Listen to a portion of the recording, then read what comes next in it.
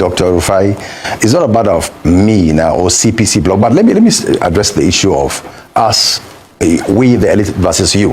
Rufai, you're one of the elites in this country as well. I mean, elites are elites. I mean, you and I that have seen the four walls of classroom and so on. Our Nigerian wife is also an elite, and then of course Dr. Abati. No, you know, I'm a struggling journalist. Point of correction. I'm a struggling journalist.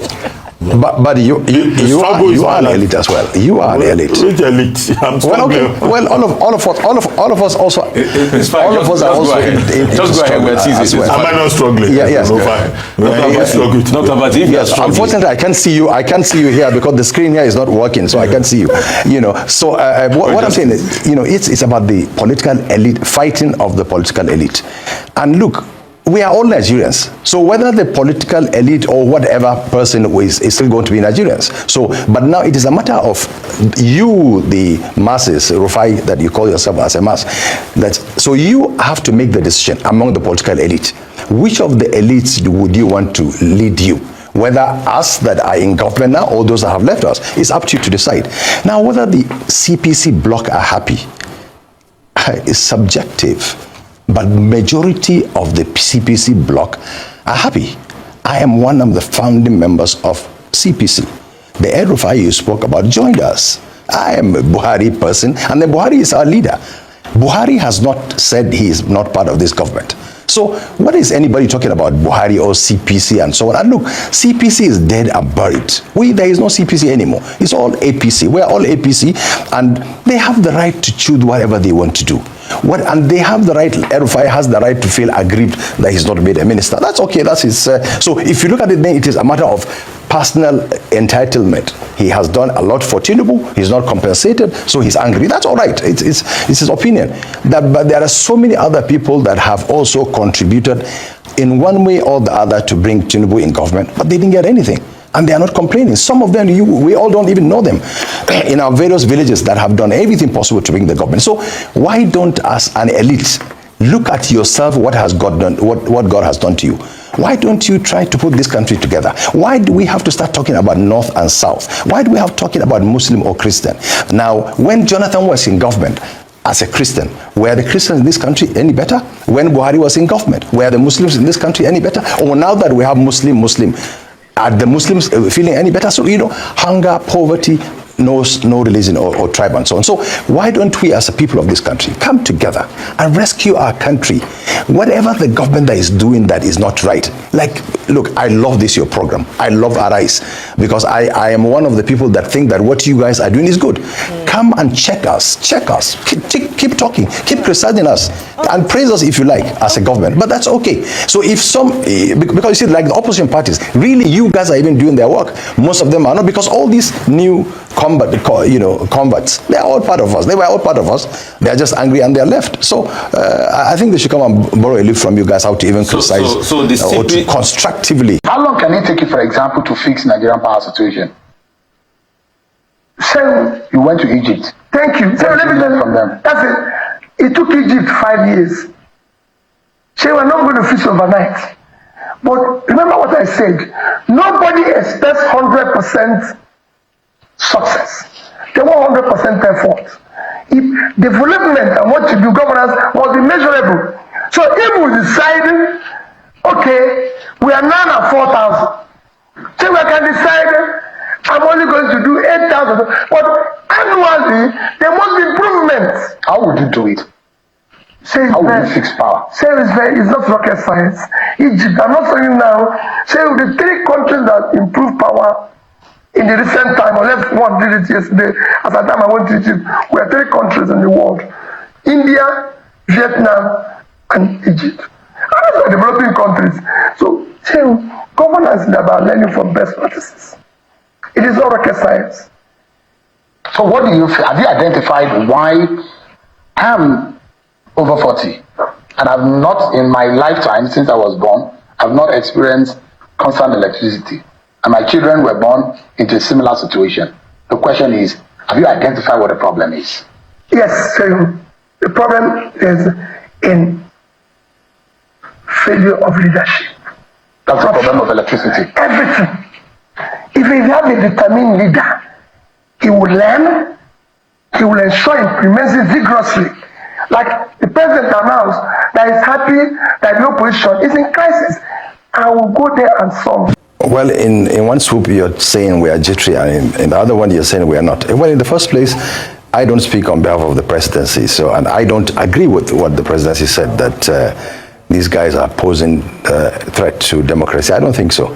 But certainly, whether they are a threat to us, no, they are not. Certainly, they are not. We respect them.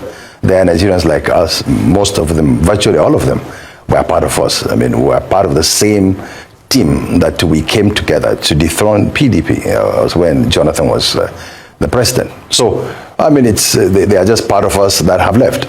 So, but I think the whole country should look at them. You know, what is the difference between them and us in terms of what they have to offer? The difference is mostly a group of persons who are aggrieved, personally aggrieved. Because if you look at each and every one of them, they were part of us. What didn't they say about PDP? What didn't they say about, all other parties except the APC? So now it's a matter of personal, fulfillment. They are not happy, that they are not part of the government, and so they feel they should go and collect. And this coalition of people against APC or the president, it will not go on to work. It's not going to work, honestly. Because you see, there's a lot of difference between 2014 and this time around. If you look at them in the whole of the team they have, you don't have anybody like a Buhari of that time of 2014, when the whole country came together, to bring about change.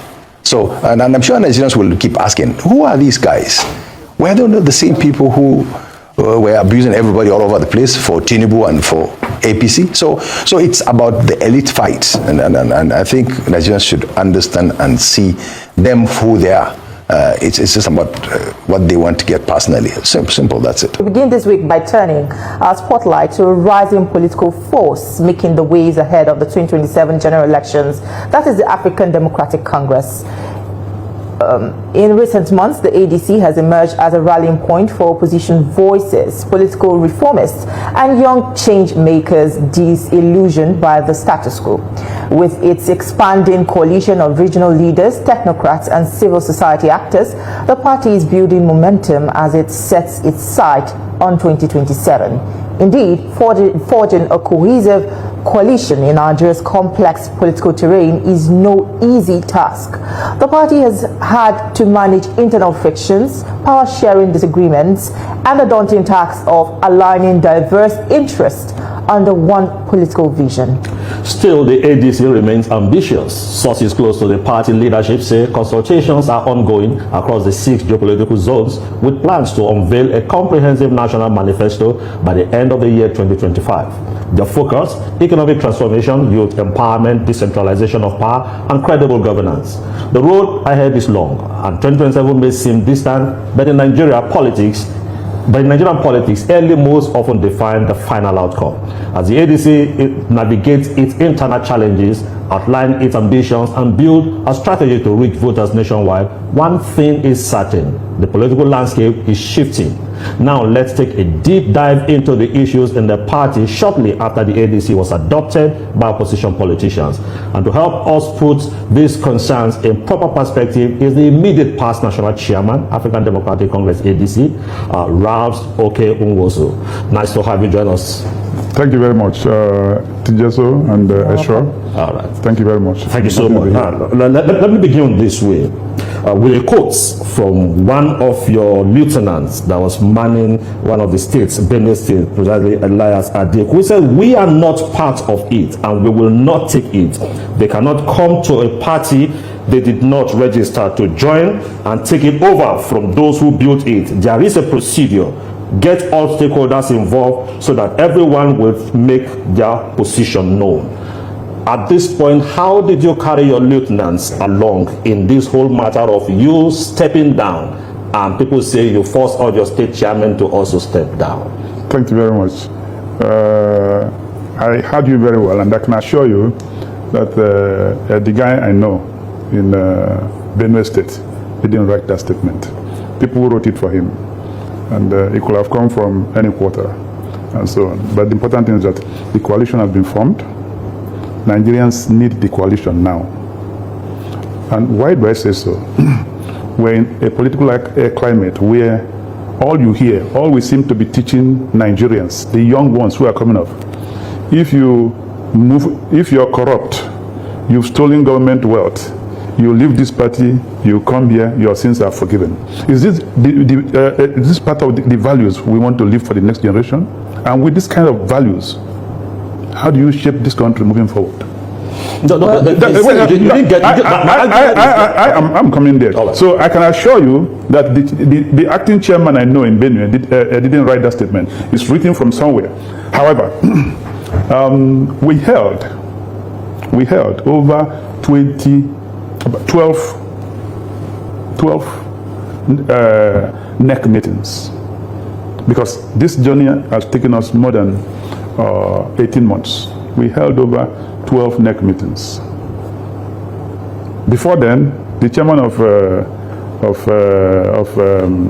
Benue was suspended because of anti-party activities. But we went to ADR and we decided to, because we want to bring everybody into this. We went for ADR and all of them signed that whatever the matter before, the ones in court, everything is withdrawn. The All Progressives Congress, that's the APC, is reinforcing unity in the South-South. A strategic stakeholders meeting held in Benin City saw leaders rally behind President Bola Tinubu and APC governors in the region, passing a vote of confidence in what they call a show of support for the renewed hope agenda. Valentine Osumbo has details. High-level meeting brought together APC leaders, key political leaders and loyalists from across the South-South, united in a single goal. They want to reposition the party for greater influence and effective governance in the region, declaring the region's steadfast support for President Bola Ahmed Tinubu leadership and reform agenda. APC National Vice Chairman South-South Victor Gadom and President of the Senate Godswill Akpabio passed a vote of confidence on the President, citing progress in economic recovery, security and infrastructure as proof of results. We commend Mr. President for his uncommon love and support for the South-South region, which is clearly reflected in the support for the emergence of Senate President for the region, in the person of uncommon Senator Godswill Akpabio, GCON. Everything turning around for our South-South. The Tinubu administration has unveiled strategic program designed to turn potentials into performances. The Renew Hope Infrastructure Fund will prioritize regional projects, ensuring that states in the South-South region get their fair share. The presidential compressed natural gas. The initiative is aimed at reducing transport costs, boosting energy affordability. The student loan scheme, now signed into Act of Parliament, is operational. This will open doors for our teaming youth to pursue their higher education without the burden of immediate financial constraints. The key players described the vote of confidence as a clear signal that the APC is regaining political ground in the South-South, especially 2027 presidential election on the horizon. The removal of fuel subsidies and termination of multiple foreign exchange systems has helped stabilize our foreign exchange system.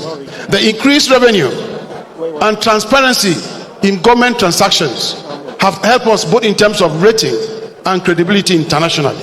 It's a beautiful combination, and will continue to work for the progress of our people, cooperating with all others in the South-South region to ensure that we continue to speak with one voice. In agriculture, we have done tremendously. We've cleared over 3,000 acres plot of land, planting rice, maize, and cassava. In education, when we came, they said Edo best. There was nothing best in Edo system of education. We introduced school access program. We started renovating all schools to make the schools habitable for our children.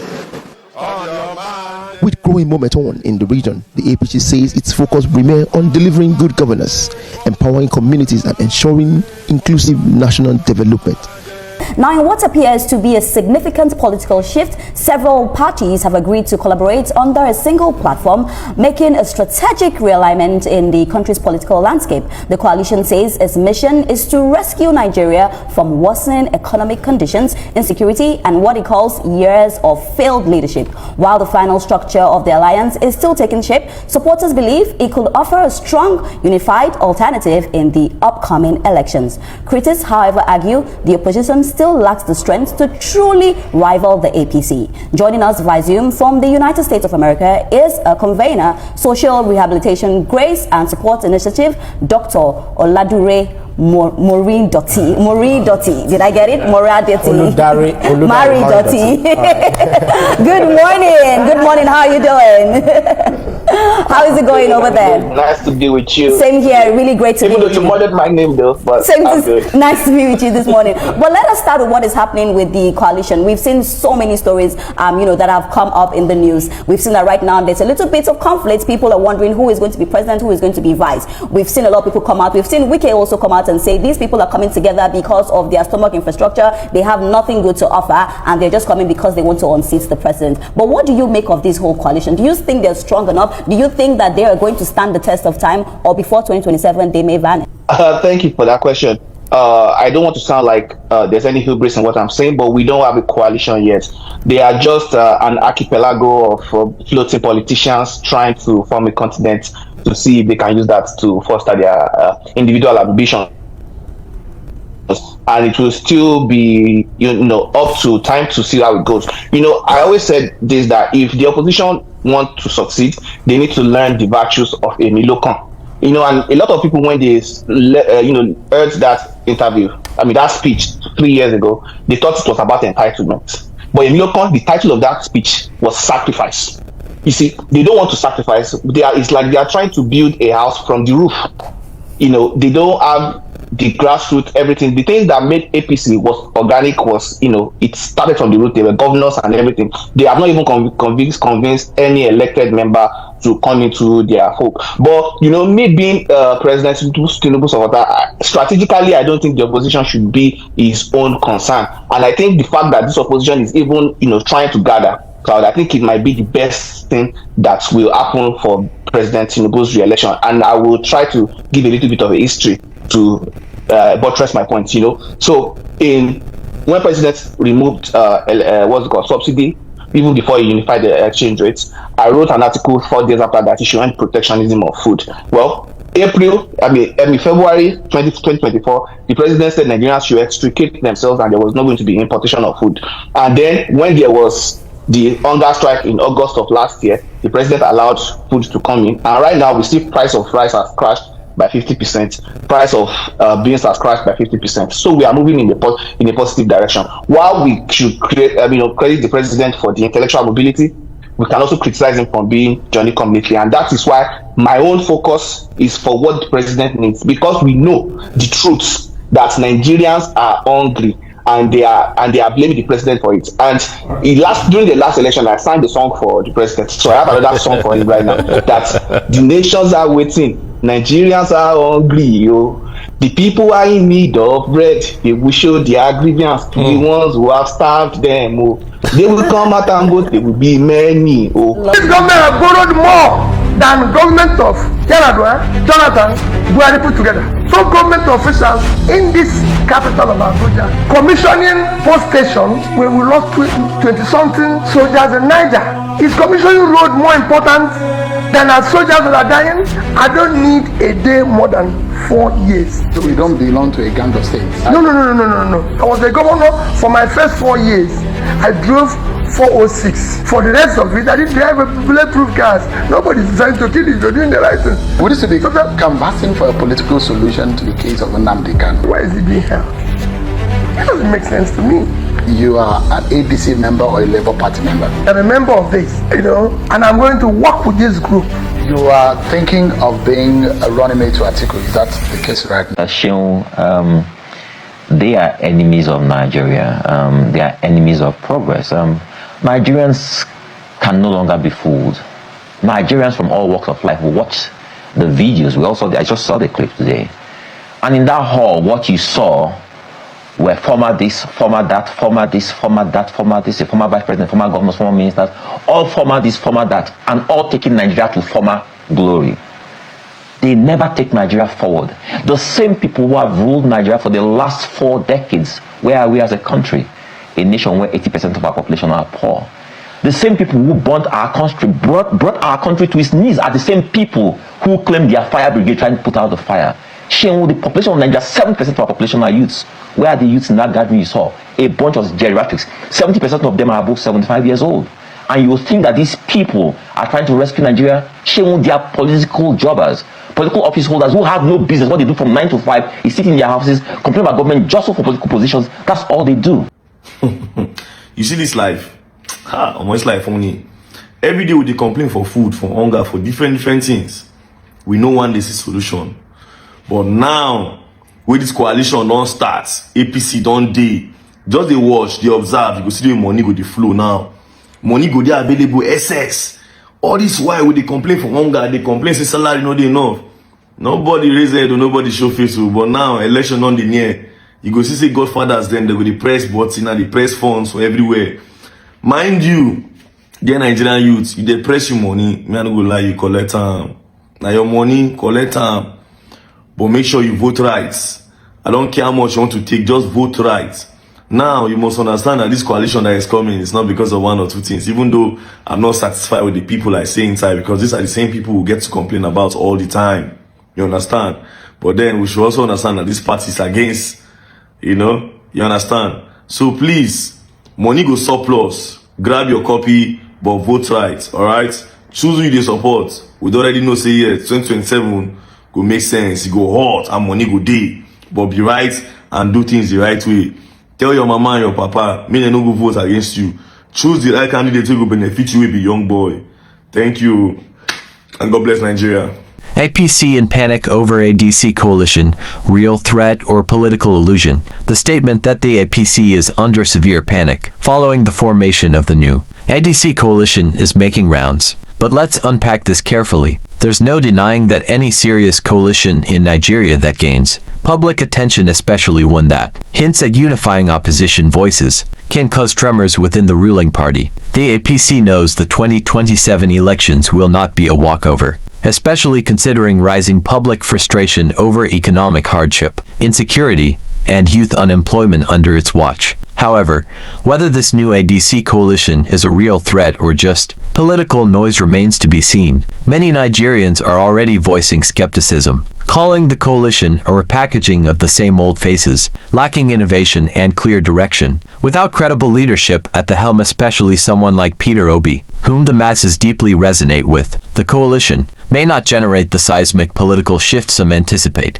If APC is truly panicking, it's likely not out of fear of the coalition itself, but of what it could become if it sheds its recycled weight and embraces true reformers, who are rooted in credibility, transparency, and grassroots connection. In short, the APC should be watching, but not because the ADC is strong today, but because the hunger for real change in Nigeria is growing louder by the hour. Any coalition that genuinely aligns with that hunger will be unstoppable. Until then, the so-called panic may just be premature noise in a political landscape that desperately needs authenticity. Will the ADC coalition force APC back to the drawing board? The idea that the ADC coalition could send the APC-led government back to the drawing board is both optimistic and strategic, and it speaks to the true value of healthy opposition in any democracy. Even if the ADC coalition is still battling internal trust issues and public doubt over recycled faces, its very existence is already applying pressure.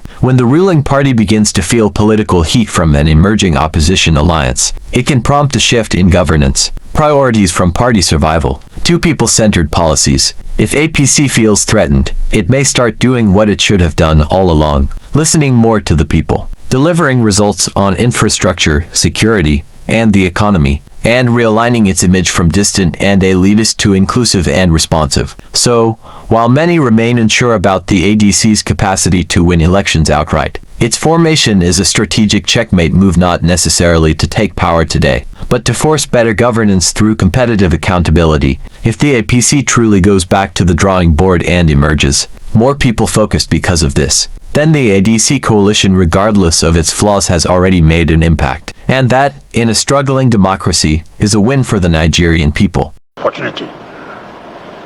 The Buccaneers have left. Buccaneers? Yes, the vampires have left. Who never meant well for them. Take all the area that we lost. I saw Chiruma on television. Was it the first day? 2 days ago. Yes, talking about this one man taking part. Asked her since 1999, have we won Yobe? Since 1999, have we won Yobe? No. So what is that you have carried on? What is that you are telling me? PDP have been sustained by the South-South.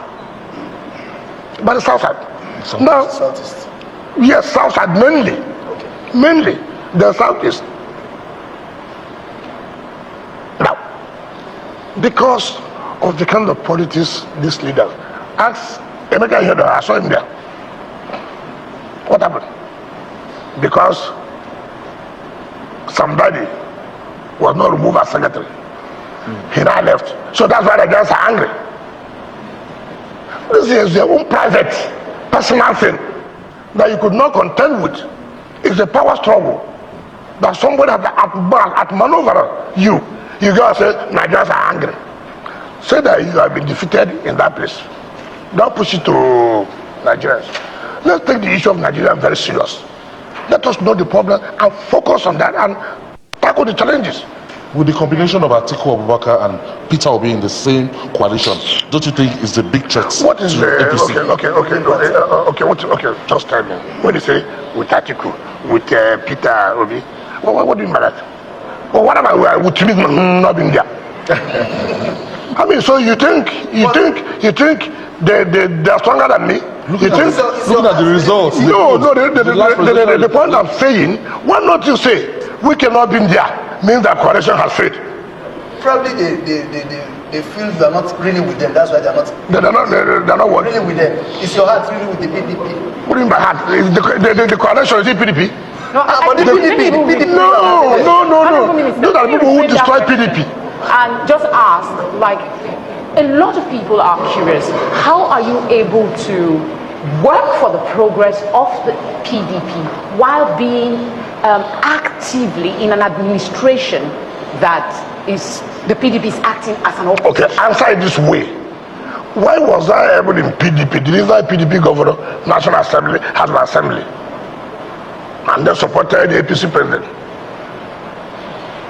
No answer. So that's why they should be careful. People like us. It's people like us that people need. So, in event that the PDP eventually produces a presidential flag bearer for 2027, even though you said this a number of times, where will you stand? For the president or for your party? Did I stand for my party, the last one? Why are you saying that, man? They are not saying I will not support that people. What about the party? So if the party produces a southern presidential when we get to the bridge, I will cross it until they produce. So why are you that's something my people say. You've not caught animal. You say women don't eat it. Catch the animal first. Before we know whether women will eat or not. But let's get to the bridge. They will know how to cross the bridge. I want to go back to what you said earlier about Nigerians being angry, and I'm thinking that this has been the rhetoric of opposition, and when the power is in, they use it to come in. And at some point, the APC was also not totally happy with the administration that was in power. So if you look at the rhetoric that you're putting out now, that people are armed, it's the same thing that we used before. And somehow, the APC was able to manage their way. Okay, now, what am I saying? It's their duty to sound out to the public. Why would they allow ourselves? If this is the same rhetoric that you have been saying, what is your duty? Your duty is to educate Nigerians. I have said here, if I've seen people who have not been in power, who are supposed to make this angry Nigerian not to be angry, and they are saying that Nigerians are angry, the likelihood that you may listen to them. But how can you listen to somebody who has been in power, who has refused to make these Nigerians angry to be happy is not the one coming to say Nigerians are angry. If today I'm no longer in office, and then you hear me say Nigerians are angry, you should ask me, Nigerians are angry. When you were in office, what happened? Do you understand the point I'm making? You cannot come here and tell me Nigerians are angry. When you were in office, what did you do to change this anger of Nigerians to be happy? I look forward to that very moment where this channel becomes your most favorite click. But for now, stay blessed, stay safe, and peace.